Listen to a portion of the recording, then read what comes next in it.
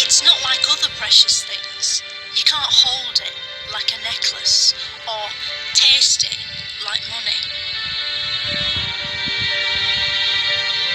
Time has existed since before time began, and today it's all around us, on our phones, in the corner of the news.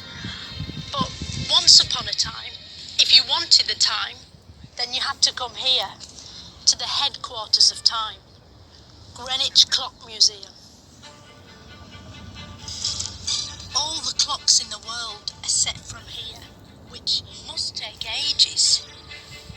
So, what is clocks? Clocks was invented by the ancient Mesopotamians in ancient Mesopotamian times, but they didn't know it were ancient Mesopotamian times because there were no clocks to see what the times was.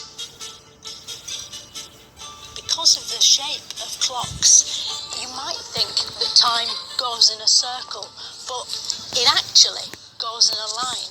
This is the famous Greenwich Merillion line, named after the band Merillion, who were named after this line.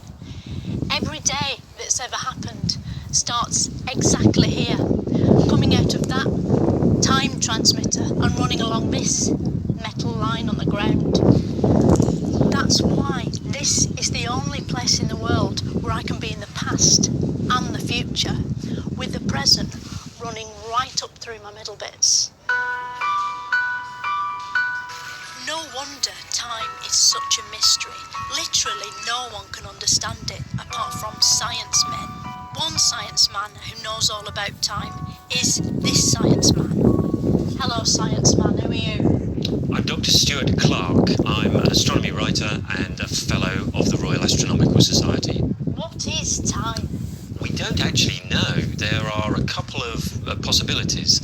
Either time could be a physical thing that flows like a river, or it could be more of a psychological thing. When you say it's like a river, what do you mean? I mean that time it flows like the water in the river, and that the events in our lives are like things in the river that water encounters. Like fish and stuff? Yes. You know when you store time on a clock, how do you get it back out again? Because when I was winding my watch up, I accidentally put it forward, so I'd got 2 hours more in my clock.